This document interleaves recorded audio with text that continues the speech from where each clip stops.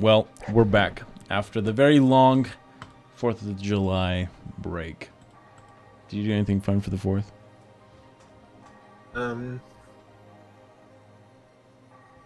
Just we actually went bed early at like 6:30, and I'm pretty sure we stayed inside and watched TV. We didn't even go watch fireworks. Yeah. Oh man, I went with my family to go see fireworks, and we were sitting on the lawn, and the sprinklers kicked on like 5 minutes into the fireworks show. Happy 4th. Planning. Oh, planning, man. Well, there's been some crazy news going around with the whole gaming community. I think one of the biggest things that's floating around there right now is the new Nintendo Switch Lite. So it's kind of crazy because we were talking about this in our previous episode about the rumors regarding a Switch Lite and a Switch Pro.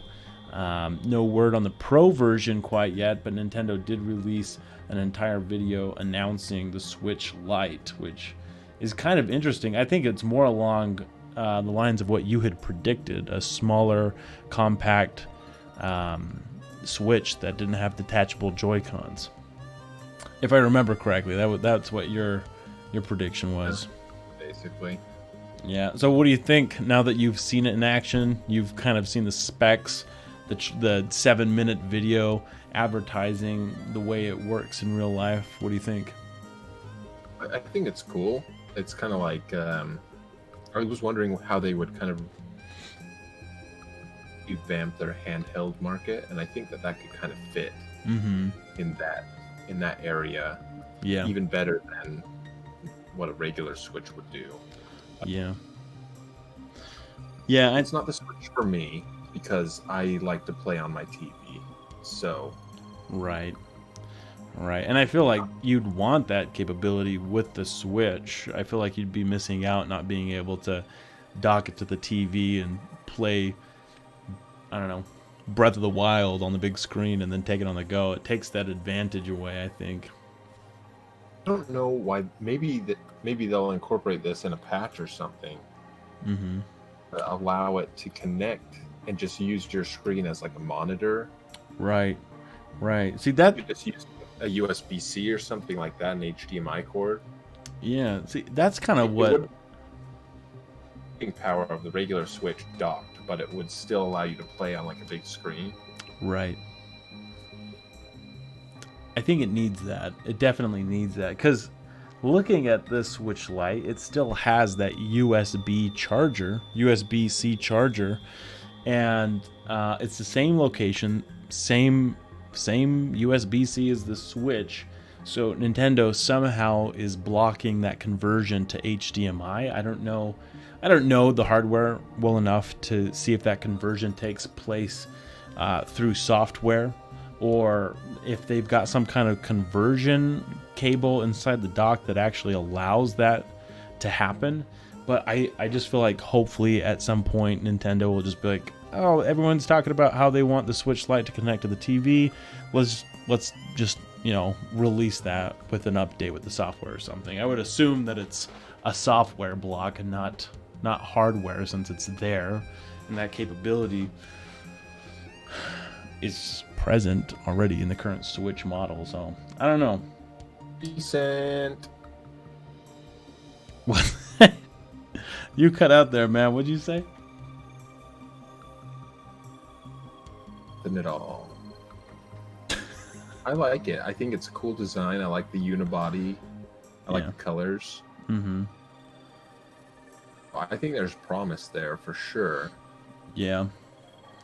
It's just not quite the right one for me.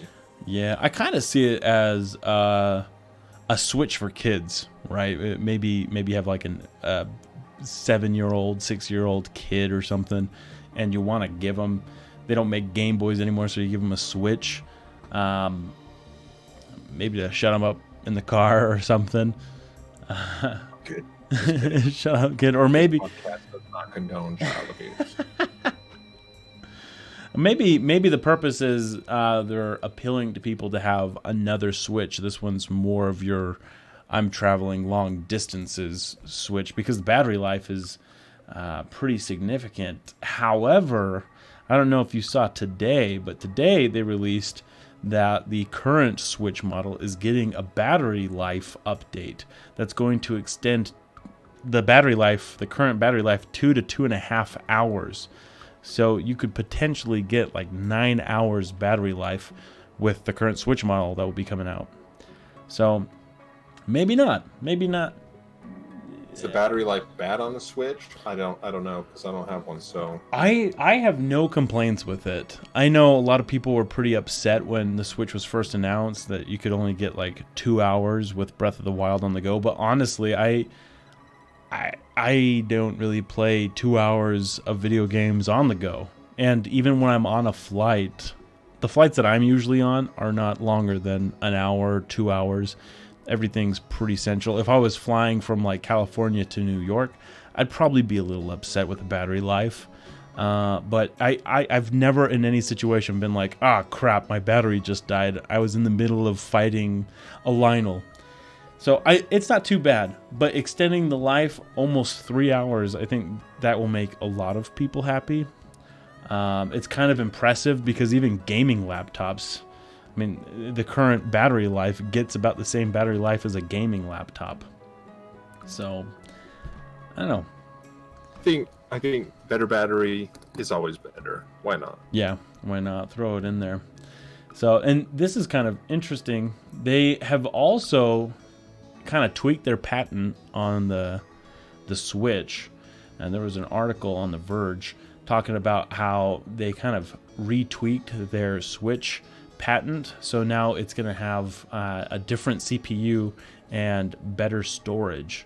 So it kind of sounds like the current model Switch is going to get an overhaul, and I don't know if this new battery life is going to be part of that.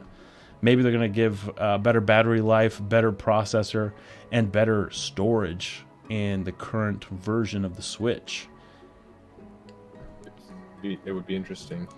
Yeah, it'd be really cool. I mean, this could be, it could be something cool. You could have a way better experience with the Switch on the go, and even docked at home. I mean, the graphics would be better. You could lock down a more stable frame rate. So we'll see. It doesn't sound like these are the kind of specs that would be for a pro version of the Switch. I would assume that would be a little bit more powerful, not just a better CPU, you know. It sounds to me like it may be kind of their version of an Xbox One X or a PlayStation Pro. Oh yeah, like the we're gonna have sort of like a mid upgrade that is going to really remarket our console to them, and maybe those people never bought a Switch because of hardware concerns or battery life concerns or something like that. Yeah. And this will alleviate a lot of those concerns for people, and they'll want to go out and get their hands on a Switch finally. Mm-hmm. Yeah, that would be... I think that could really entice a lot of people. Because I on Reddit, a lot of people, when it first came out, people speculated a lot, and they said the hardware wasn't good enough for them. So people complain on Reddit? No. It was the first time in internet history that people voiced together and complained about something. Weird. That's really weird. The last thing regarding the Switch, the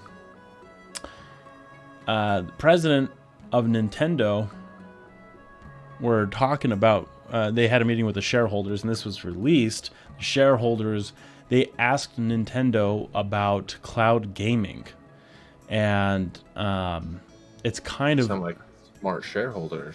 Yeah, I was actually kind of impressed. I was like, whoa, man, they read the news? But it's kind of interesting. So I think it was Miyamoto that actually chimed in. Let's see. He says I have no doubt that they will continue to, that there will continue to be games that are fun because they are running locally and not on the cloud, but we believe that it's important to continue to use these diverse technical environments to make unique entertainment that could only have been made by Nintendo. But they also said that they must keep up with cloud gaming tech because they said that this is going to be the future. While we don't expect all games to become cloud games anytime soon, the technologies are definitely advancing. We see a future where cloud and streaming technologies will develop more and more as a means of delivering games to consumers, and we must keep up with such changes in the environment. And that being said, if these changes increase the worldwide gaming population, that will just give us more opportunities with our integrated hardware and software development approach to reach people worldwide with the unique entertainment that Nintendo can provide. So it sounds like they're pretty optimistic about that, and that doesn't sound like Nintendo to me, because I feel like they get a big kick about different things that they do with their hardware. It's not a standard gaming console. There's always a gimmick to their gaming hardware. So reading that was kind of interesting, that they understand that the future is probably going to kind of cloud-based gaming or something like it. So yeah, it'll be kind of cool to see. Even if they just incorporated stuff that we talked about last time. Mm-hmm. Having a cloud account where you save all your games. Yeah. All your platforms forever. You always have those Nintendo games. Mm-hmm. I think that would make a huge online difference. Optimization and stuff. The stuff would really benefit Nintendo. I think you're right. And we were talking about Stadia. One of the big hiccups about Stadia is, I mean, it's cool that you can play it on any device, but you have to have a pretty stable internet connection. So sure, I could play Stadia on my cell phone with the Chrome browser, but what if I'm traveling on a plane? I'm not going to have a decent connection to the Wi-Fi to game on the go. And Nintendo, they would provide, they would still provide the capabilities of streaming locally, or not streaming locally, but playing locally, and providing that opportunity. This is kind of interesting. They're actually exploring 5G technology to put that in the Switch. So I don't know how that could change up things, but if they've got a device that can connect wirelessly wherever with 5G connection, I mean, essentially you could freaking play wherever you are on the go. It'd be awesome. That would be pretty cool. Well, that's some pretty exciting news. It's cool that we get to see the Lite. Hopefully we get to see the Pro in the near future. There's not all good news in world, though, unfortunately. Obviously, this is old at this point because we've had a couple of weeks of a break, but right. But it's still talked about that Black Ops situation, and I think we've talked about crunch before in a different episode, but this really sheds light on sort of fate of some of these studios when it's down to the wire, right. And the game needs to be made, and especially with regards to like contract employees. Well, they're not well, and this Black Ops report was pretty eye-opening, and unfortunately I just don't know the best way to situation like this. So many people are affected, but right, who are doing the things are the people who kind of run everything. So right. Before about like Bernie Sanders mentioned unionizing, and that could help if all the devs in the world were united under groups that could lobby for them. But man, it's just really pretty sickening to see how these people are treated. Yeah. Especially the management and the executives. Yeah. It's It's such a disservice because, I mean, in this article, it talks about how Black Ops 4 made more than $500 million in the first 3 days that it sold. And that's so much money. And reading this report, I mean, I only got about halfway through and I was just like, holy cow. And there are these people it was the testers, the game testers, making sure that everything, they're doing the quality assurance, making sure everything's up to date. And they were pushing like 70-hour work weeks. And the company didn't cater for them, even though that there was catered food. They weren't allowed to eat that. It's really unfair. To the company parties, they had to keep working, and yep, you got 20 minutes. They could party downstairs for a max of 20 minutes, and they shouldn't drink anything because they still had to work. So that's just called a break. It's just called your 20-minute break. So, and it really kind of hurts because the new CFO that was hired got a $15 million cash and stock bonus. So, that right up front, that guy's just making a ton of money, and a lot of these workers are just getting screwed. It's quite unfortunate because the gaming industry makes a ton of money. What was it last year? The gaming industry made more money than the movie and music entertainment combined. And that's a lot of money. That's a lot of money. And you can't get decent pay or good work culture for some of these employees. It's kind of sickening, man. It's gross. Makes me want to be a developer for a video game company. What about Titan's cancellation? I mean, Blizzard under them belts. For sure. What I can appreciate about the Titan cancellation is that they really were able to identify that their vision and what they were working on, and instead of trying to rush it with a bunch of false promises and things like that, right, they canceled the project, transitioned to Overwatch. Worked out pretty well for them, but right, it's interesting to hear that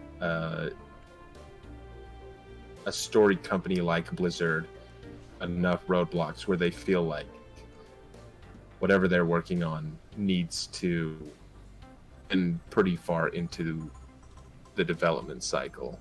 Yeah. So, I mean, or artistic integrity to make, instead of just trying to say, well,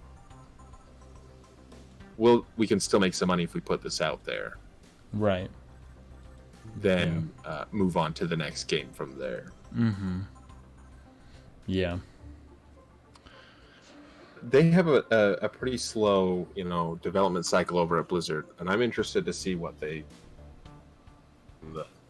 on the blocks for a pretty long time. I know it's popular; it's still getting supported, but yeah, I'd like to see something else come from that studio. Yeah, me too. And everything the Blizzard touches is just gold. Like everything that they do is essentially just a hit. So it's kind of shocking to hear something like this from them. I love Blizzard. I love, man, I remember playing the Diablo 2 on PlayStation 2, man. And just having a blast playing that. At my grandma's house, she had a PlayStation with Diablo.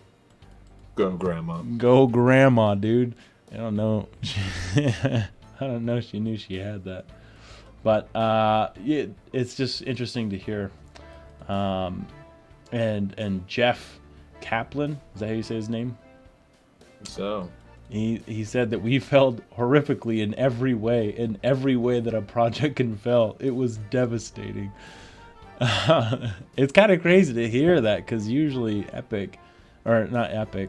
Blizzard, they make something, right? With Overwatch, it was supposed to be an MMO, but they were able to take the characters and turn it into something else. It was just fantastic. But to hear that they have just absolutely destroyed and failed at this project is kind of, it's kind of a shock. Definitely. Yeah. Yep. Well, that's pretty much what's kind of hot on the press right now in terms of news. What games have you been playing? Oh, basically none. None. This week's been really busy. Whoa, dude.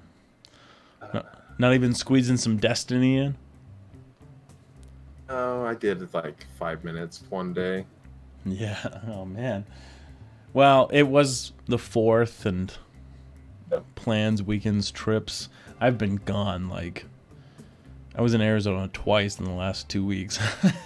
So, luckily though, I was able to pull a Switch commercial and play on the plane. One of those millennials, huh? One of those millennials, dude. I've been playing. I rented Mario Maker 2. I wanted to see what that was all about because I played the first one. I got that on the Wii U and really liked it. So I've been kind of excited to see what they've done differently with this one. And it is a really fun game because it's super challenging. Like, Nintendo would never make a challenging Mario game like this. Well, I mean, Odyssey can be very challenging, but like just your basic linear Mario World game, like, it gets pretty challenging because you get all these people who design these levels that are just balls to the walls, man. You have to have perfect timing, perfect jumps. Everything's got to be precise, and it makes for really difficult games. But it's cool because they show you how many people have played the level and how many people have completed the level. And so some of these levels have like under 1% completion rate with tens of thousands of plays. So it's always like a win when you see that, you play it, you beat it, and you're like, dude, I'm a freaking champion at this game. So that's fun. But also designing a level, I thought, man, this is going to be easy. But you kind of put your feet in the shoes of the game designer, a level designer, and you see how difficult it really is, like mapping out where enemies should spawn, making sure that there's areas where Mario can like reach his specific jump at specific timing, and a lot of that stuff. It's a talent that goes unnoticed until you actually give it a try. So It was a lot of fun though, because you get to do a lot of creative things, and you get to see a lot of creative levels from people, and they're pretty talented. So that's cool. I rented like that. those sandbox games that Yeah. freedom to build. Halo was super big in that in the old days. Yeah. They had Forge mode, and people would just go in and build their own maps and their own game modes. Mm-hmm. Basically, and once it came and they could share those things, I think some of those fan maps actually ended up getting revamped by the developers and put in the game. So, oh, that's way cool. To have that kind of sandbox or a game based around that sandbox. Yeah, that's just the way to play. People just want to play the way they want to play. So, yeah, absolutely. Yeah, it's a lot of fun. I gotta say, I didn't want to buy Mario Maker, but after renting it for about a week, I think I might go pick it up. I don't know when, but it's definitely a lot of fun. There's just so much to do, and they added a lot more content to the game as well. So it's not just a bunch of wild, crazy levels, but there's like a story mode and everything where you can kind of just play around. And the cool thing is, people can share the levels that they have built. So I've seen a lot of people, a lot of YouTubers come out and say, hey, I built this level. Donkey, he built a couple of levels, played them. They were actually pretty well designed.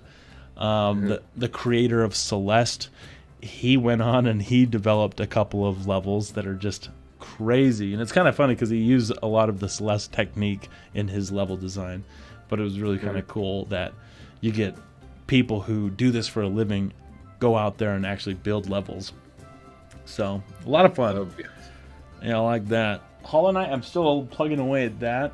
I didn't get too much in this week on that, but the last thing I did was beat those 3 prey mantis goddess people. Nice. What were they? I can't remember what they were called. The Guardians or something like that.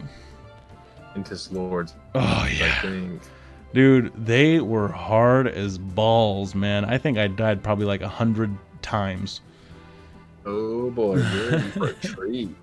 I know. I it's just so crazy. You have to be so good with your time. You got to pay attention because the patterns change. Like you wait, you study, you learn, but then they change on you, and you got to act quick. So it's been a lot of fun. I'm actually having a blast with Hollow Knight, and so good.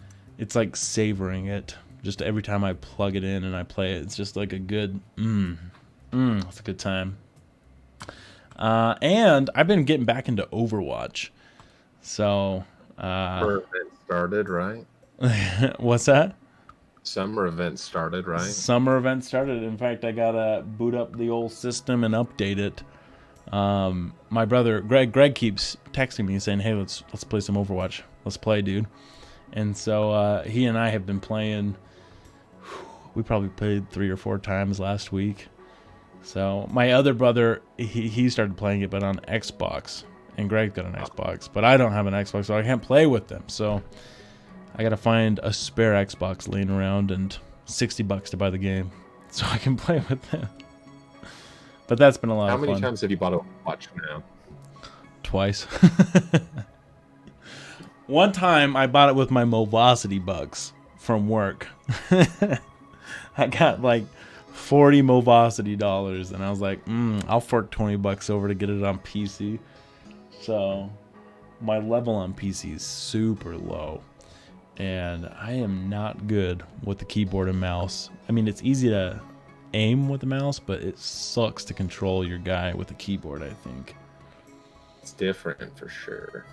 Yeah. And so Nintendo released their newest mobile game on Android and iOS, Dr. Mario World. So that came out probably close to a week ago now, and I had no idea that this game was even in development. I saw something like a week before it came out just saying, hey, this is a thing, and then I got a notification saying it hit the marketplace. Downloaded it, and I've been playing a lot of it, and I've been playing it probably like an hour or more each day just at work. I just pull it out and I play it because the multiplayer is a lot of fun. They kind of have a new take on classic Dr. Mario. It's not the same. Instead of like the pills coming down, they're going up, but you kind of have complete control where the pills go. You just can't pull them backwards, so it's like upside down Tetris almost. And multiplayer is a lot of fun. They churn really quick. Like, you find a match in like 2 seconds. I think the longest I've waited for a match with someone online has been like 3 seconds max. And each match is like a minute to 3 minutes long. So it's a lot of fun to get in there, to rank, think fast, make a lot of choices, make a lot of mistakes. But that one's been a lot of fun. Yeah, we have the N64 up at our cabin. It's one of the games that we've got there. Dr. Mario? And my parents play that a lot. Really? Back in the day. And so while we were there, yeah, you know, to see who was the best at Dr. Mario. I suck at it. I don't even like playing the game. I'm so bad at it. Dude, it's challenging, man. It's challenging. I never really played it until the NES Classic. I think I played it on an arcade cabinet at Nickelcade when you and I went once, and then the NES. And that was really it. I haven't really played much Dr. Mario until now. Yeah, me neither. I didn't even know they had one on the 64. That's crazy. Parents used to play it on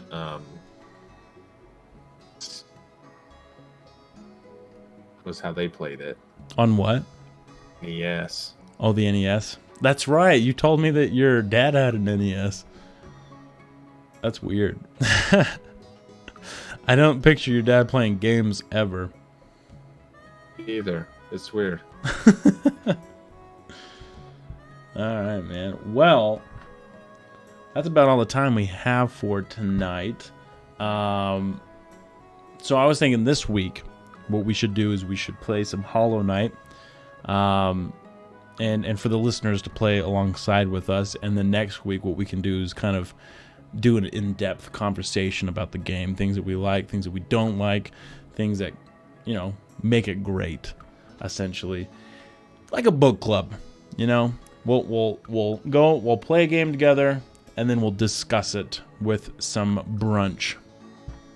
A brunch. So we'll play some Hollow Knight. Yeah, I'm into it. Cool. All right, well, that's about it for this week. So we will be back next week. Make sure you play some Hollow Knights, everybody, and do all that stuff. Hit that like, smash that like button, and hit that bell button, and hit that subscribe button. Do it. Do it. All right, well, see ya, everybody.